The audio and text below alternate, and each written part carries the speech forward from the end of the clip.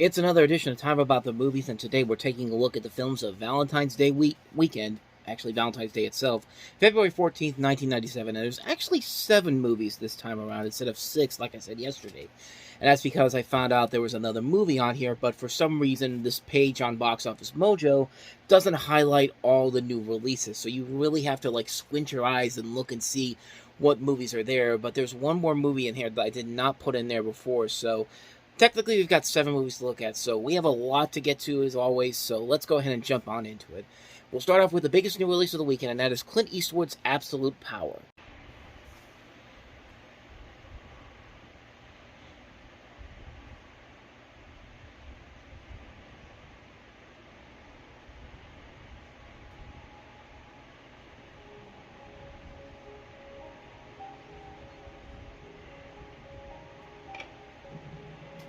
So who is he?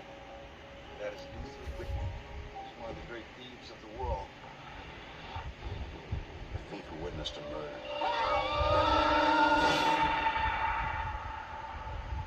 He saw nothing. He's a burglar. Who's gonna believe him? Well, he could be a little more than that. He's got literal blood, fingerprints. Think what he can do. This person goes in the front door, out a window, and down a rope in the middle of the night. I don't know how those guys do it. You won't recognize him. He could be right around the corner. He doesn't want you to find him. You're not going to find him. We're gonna get with the program here to catch this guy. Not dealing with a fool here, are we? Father, what have you done? You don't know the heat on this. He's on the run and he's scared, and he's right to be scared because he's gonna get caught. Then what? Then I'd kill him.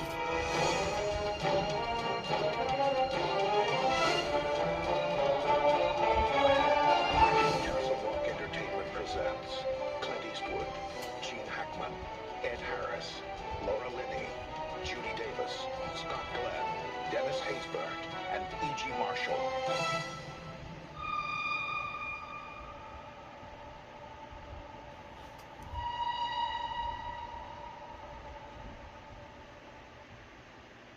So based off of a novel of the same name, this is basically a story about how Clint Eastwood plays this master thief, and he gets caught up in this conspiracy against the president in the movie, played by Gene Hackman.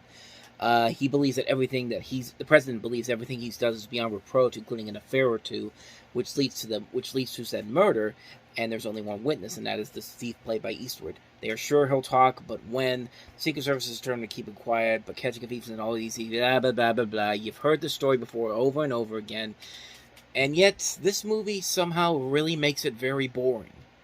This is one of the most boring thrillers I've ever seen. I mean, you've got so many good talents in this movie. Clint Eastwood, Gene Hackman, Ed Harris, Laura Linney, Scott Glenn, Judy Davis, Dennis Haysbert, Richard Jenkins.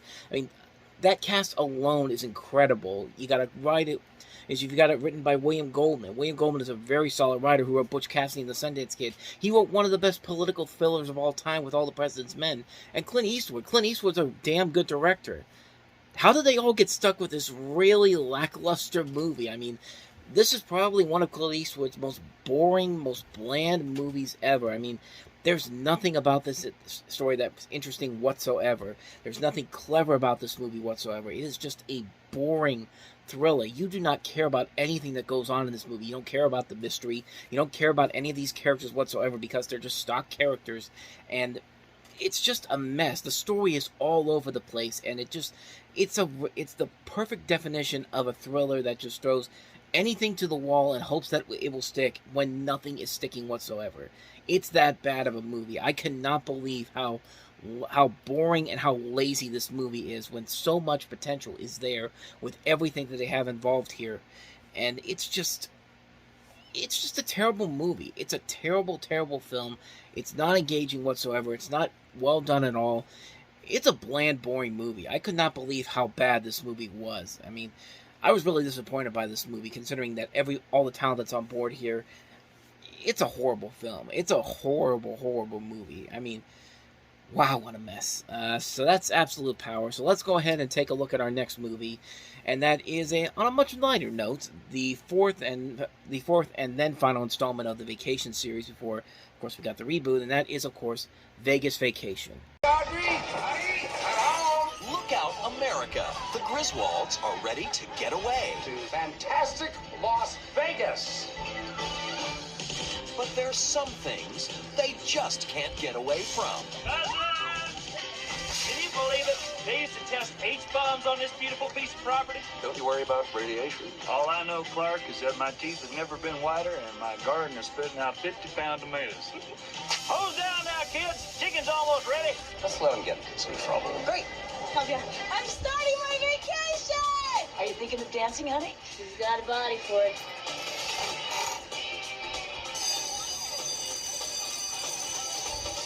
You're in Vegas. Love. Together, they're visiting the wonders of the world. Hoover Dam, I am your damn guy. Take all the damn pictures you want. Now, are there any damn questions? Yeah, we're gonna get some damn bait. And enjoying world-class entertainment. Holy cow, Wayne Newton's hitting on Mom.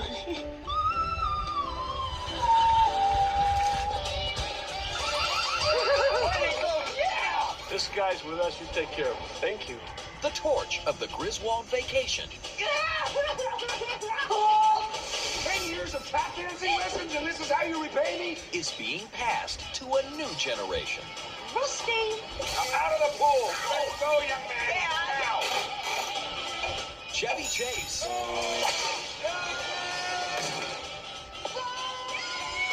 This is Steve. Beverly D'Angelo, Feeling lucky tonight, Sparky? Not right now, honey. They're teaching me backward. Randy Quaid, Has anybody ever told you before your bad luck? Those were my mother's dying words. Vegas Vacation. Get ready for a real trip. And this is what happens when you take John Hughes out of the Vacation franchise, because he literally did not want to do any more. Didn't do this movie because he didn't have any more stories that could relate to the Griswolds, like he did with Vacation and and European Vacation, and then Christmas Vacation. Actually, I don't know if he did European Vacation, but you get what I'm talking about here. This is a film that is just trying to keep the series going without the person behind it who made those original movies so memorable. And yeah, it doesn't work. It's a movie that just really falls flat. Everything that happens in this movie just feels completely outside of what you'd expect from the Vacation movies. There's attempts to try to recreate the magic of the first movie. I mean, you see it in the trailer with Christy Brinkley coming back in the movie, and Chevy Chase is giving this look on his face like, are we really doing this again? Like, Chevy Chase just seems so uncomfortable making this movie. I mean, Beverly D'Angelo's at least trying, so is Randy Quaid. He actually does have some of the best lines in the movie. I mean, he still brings a lot of the power into this movie, and then of course they ruined that with the sequel they did, Cousin Eddie's Island Adventure, where he was not funny in that whatsoever. But even the kids in this movie are not that great. Ethan Embry is a very solid actor.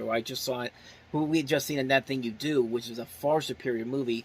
The daughter in this movie, Marissa Nichols, is kind of bland too. I mean, yeah, she's got a nice body that can play into what they put her into this movie in, but other than that, though, she's really lifeless. Like Dana Barron, Dana Hill, Juliette Lewis, they all played that character better than Marissa Nichols plays in this movie. And Juliette Lewis hardly had anything to do in Christmas Vacation. That just shows you how much more important it was to have them in there than having her in this movie. And there's no real sense of what made the original movie so special. There's nothing.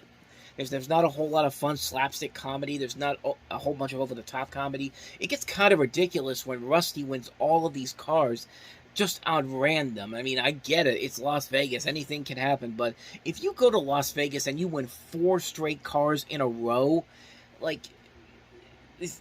I don't know. Like, that's just... sometimes the unbelievable is way too believable here, and the situation definitely is that. Like I don't care how good you are, if you win 4 cars in a row, go to the poker machines and start gambling chips, because you're gonna keep winning no matter what. I mean, like, I don't know if I made any sense with that, but you get kind of the idea. It gets really, really ridiculous in this movie, and it's just like, it's just not fun. The fun factor in this movie just isn't there. Like, the fun factor was in all the other movies, and like, as much as I hated Vacation, the reboot they did 20 years later, I at least got to give him credit for at least trying to capture some of that magic again, even if it failed miserably at it. But there were still more laughs in that movie than I would have with this movie here. I'd rather watch The New Vacation again than watch this one, and I hate The New Vacation film, but I mean, it just doesn't have that same spark that the other movies did, and you can definitely tell you needed somebody like John Hughes there to show you how it's done, to show you how to make this work. And it just doesn't have it in this case. It's a really lackluster comedy, not a whole lot of laughs. Once in a while there'll be a good chuckle here or there from Cousin Eddie, but other than that, though, this is a largely big misfire of a film. So that's Vegas Vacation. Let's go ahead and move on to the next comedy we have here, and that is Matthew Perry and Salma Hayek in Fools Rush In. Alex Whitman Okay, Jeff, it's a long story. was good at being single, I'm looking for Alex. He just ducked out. and his life was right on track. You are taking over in Vegas. No. Everything that's famous about Las Vegas is about leaving it. That movie, the song, even the mob left Las Vegas. It's a long way from Manhattan to Las Vegas, Hot. but Alex was beginning to think it was worth the trip. I'm Isabel. I never did anything like that before. Going home with someone I don't know. It was just one of those spontaneous things. So, how you been? Pregnant. Really? We were only together one night. Isabel, what can I do? Hey, Alex, there's a woman on line 1. She says she's your wife. You're married? The one with the body? The nightmare begins. So, your father, is he a big man, or what is this? Mama, Papa, this is Alex Whitman. I welcome you in my home. Now, this is how you repay me? Stealing my only daughter! In-laws. Now, Alex, this is Chewie. Chewie. Hi. Luke Skywalker. How are you? he's getting a little more than he bargained for. I can't believe this is the same house. Jeez. Alex is alone with your brothers? And a lot more Snakes! than he imagined. Lucy, you got us playing, Lulu. I better light another candle. I'm telling you, everything's gonna be okay. Columbia Pictures presents Surprise! Mom, Dad, With I got it, hon. a story about the sparks that fly Now that is what I call a housekeeper. when two worlds collide In case you haven't noticed, the white people are melting out here. and two people come together. Isabel Fuentes, I am in love with you. Matthew Perry, You are everything I never knew I always wanted. Salma Hayek, I think this is so romantic. You do. Absolutely. Fools Rush In. Second comedy of the weekend to take place in Las Vegas, but unlike Vegas Vacation, this one is surprisingly charming. Like, it's not a great film overall. It's pretty standard for a typical comedy of this. It's basically a romantic comedy we've seen done over and over again, where opposites have to attract. They end up coming together in the end, and it's an ancient formula, but it's a formula that does kind of work because you do buy into the couple's chemistry. I mean, Matthew Perry and Salma Hayek, they actually do work off each other very well. They're both very funny. They have some good material to work with here. And there are some decent funny jokes here. There are funny one-liners here. It's a film that is a kind of a charming film. Is it a classic film by any means? No, not really. I mean, I wouldn't even go as far as to say it's a great movie overall, but I was expecting a whole lot worse with this film. I think it works mostly, like I said, because of the chemistry between Perry and Hayek. It's definitely there. And you have scriptwriters who know that as long as the actors are working off each other well enough, the film will actually stay on its own. And it does for a good majority of it. It's a film that largely is mostly forgettable, but at the same time, I didn't hate it. I came into it expecting a lot worse, but I found myself kind of liking it so much. And I think it also helps that it's directed by this guy Andy Tennant, who's actually made some pretty good movies over the course of his career. You know, stuff like Ever After, like Anna and the King, which is a surprisingly decent film, Sweet Home Alabama, Hitch, and then he kind of cratered afterward with Fool's Gold and the Bounty Hunter. But there were still a couple of good movies here and there. So overall, not a bad film, but not a great film either. It's kind of in the middle. It's fine for what it is. It has a good enough chemistry between the two leads to make it stand up on its own. So give it a pass. It's a decent film. So on to the next movie, and that is Disney's remake of That Darn Cat. No man could solve, so they called in a cat. This is going too far. Now, he's leading the FBI. Sorry, Matt. Just coughed up a hairball. On the adventure of 9 lifetimes. Sorry! Walt Disney Pictures presents Christina Ricci, I think there's something wrong with the engine. Dougie Doug, and introducing DC as That Darn Cat, rated PG.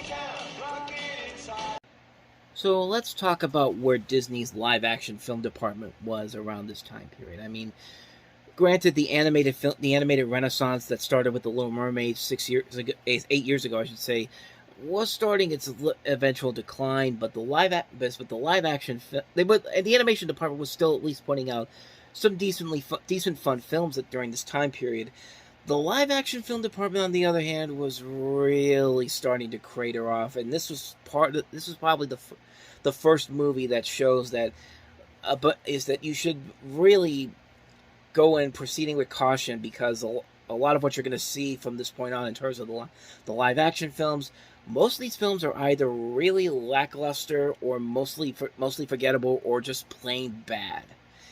That Darn Cat is just plain bad. I mean, this is a movie that has the writing team that gave us Ed Wood, and it stars Christina Ricci, who has proven to be a solid actress in other movies, and a cast that also includes Dougie Doug from Cool Runnings, George Zazandra, Peter Boyle, Michael McKean, Tom Wilson, John Ratzenberger, Dean Jones is in here as well, and they create a remake that is so bland, so forgettable, so uninspired, so uninventive, so trying to be hip to the kids these days type of bad. I mean, it's a bad movie. This town that these people live in are so bland and boring. It's just like none of these characters in this movie are likable whatsoever. You don't care about any people in here, not even Christina Ricci, who is just half-assing it throughout the course of the movie. She does not care about anything that happens in this movie at all. That scene in the trailer is probably the closest she ever gets to being incredibly hyped about something going on here. Every line reading in this is just kind of like, okay, let's get through this. Let's get through this day so I can go home and think about my decisions and saying yes to this. And Dougie Doug is only there to just provide slapstick, and the guy can be a decent actor in other movies like Cool Runnings, but here he's just here to play the bumbling idiot who's allergic to cats. I mean, there's nothing fun about this movie whatsoever. It's a movie that is so boring, so lifeless. You don't care about anything that goes on in this movie. It's a huge, major misfire here. And I think a lot of people like myself didn't even know that this was actually a remake of a far superior movie from the 60s, which was, of course, the 1965 That Darn Cat, which I used to see on the Disney Channel a lot when this remake was coming out to tie into the release of that film. And, I don't think I even need to say that the remake is far less superior compared to the original film, even though the original film is still a corny film, but it works for the time period. It's something that works. You can watch it so many years later and still get some enjoyment out of it, but with this is just bad for the sake of being bad. It's dated right from the get-go. Everybody in this movie is so unlikable. This town is so boring. The mystery is boring. Is boring. You can figure out who it's going to be right from the beginning of the movie, and that is not a way you want to start off a mystery unless you have a good hook to it. And this movie does not. This is a movie that is just. You see why they dumped it in the middle in the dumping ground months. I mean, this is a film that you can clearly tell is a film that Disney saw it and realized. There's no way we can release this in a profitable time of the year and people will actually go see it. So just dump it in January, dump it in February, hope it makes some money, and it did not. It crashed and burned big time, and I got nothing else for you. This is a boring ass movie, man. This is a terrible film. So can we at least try to get something good on this time around? Most of the movies we've talked about have either been really disappointing, not that great, or just downright terrible. So let's see if the next movie can try to fix that. Ice Cube and Elizabeth Hurley in Dangerous Ground. Living in exile is not an easy thing. You dream of coming home, but I never dreamt of this. Look, they was gonna kill me. Where there's no justice, You come up with the money or you bury your brother. there can be no peace. Where can I find my brother? Ice Cube, It's about family, about home, about blood. Dangerous Growl. Rated R. Starts Wednesday, February 12th. Not really, but at least it's somewhat more promising than some of the other movies we've looked at. I mean, Ice Cube expanding his range as an actor, going back to what we saw him in with Boys in the Hood, kind of. The movie itself, unfortunately, is kind of by the numbers. It's not really all that great. It doesn't have a whole lot of memorable characters in it, except for maybe Elizabeth Hurley. This is pre-Austin Powers. This was a couple months before Austin Powers really put her on the map, and you know, I'll give her credit, though. She is trying her best in this movie, and I thought she was okay in it. I think Ice Cube is okay in it as well as Ving Rhames. What did I say? Ring Vames, like the dyslexic stuff right there.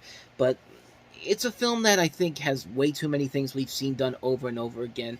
There's nothing really all that interesting about anything in terms of the story that we should get invested in, and there's just nothing there that really makes this a standout film. It's a movie that's largely forgettable just on the story level. It's stuff we've seen done over and over again, and it's just not a fun film. It's not a film that really is engaging all that much, but considering that this director has really not done a whole lot of good stuff that we've looked at so far, Serafina, Fatherhood, Cry the Beloved Country, he later go on to do Dracula 3000.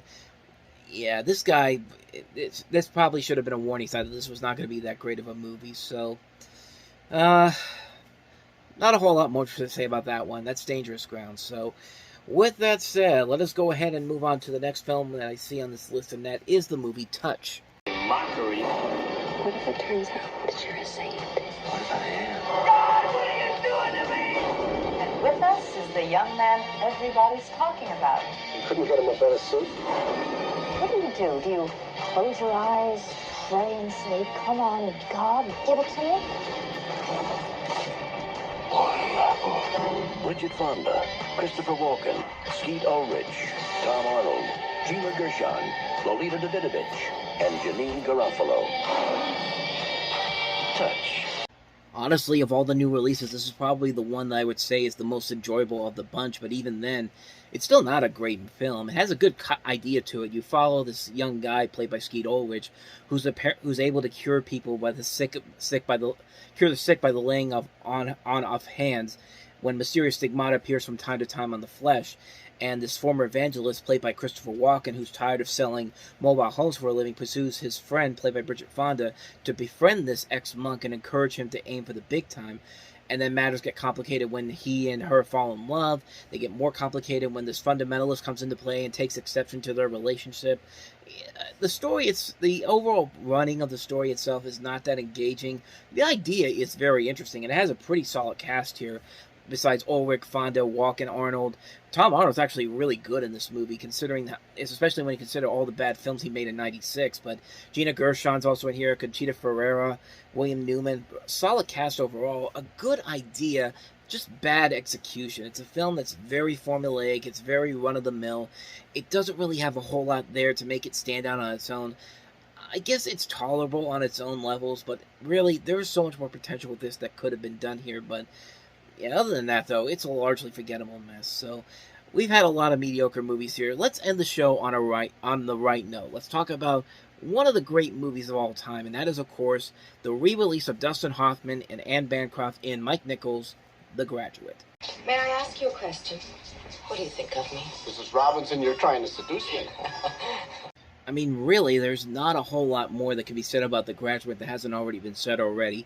It's been considered one of the greatest movies of all time, one of the great comedies of all time, one of the great dramas of all time, too. It's a film that does a good job of blending those elements into there, and you have great performances all around. Dustin Hoffman, Anne Bancroft, Catherine Ross, who plays Elaine in the film, is very good here. Buck Henry co-wrote the script with Calder Willingham. Mike Nichols, of course, won an Academy Award for directing this film. The music by Simon and Garfunkel is so memorable. The scenes in this film are so memorable, too, and they still leave a lasting impact on you to this very day. Like, there are scenes and situations that these characters go through in this film that are just still relevant all these years later. That scene at the end of the movie where Benjamin goes to the wedding and he gets Elaine back, and they go to the bus. They're about to start their happy life together, and then they slowly start to their happy faces slowly start to fade into this look of what did we just do and where do we go from here, because they realize all of what they did leads to these uncomfortable situations that they have to figure it out for themselves, and the audience has to figure it out as well. Like, where do they go from here after everything that they've gone through? And I like movies like that. I like movies that challenge people that way.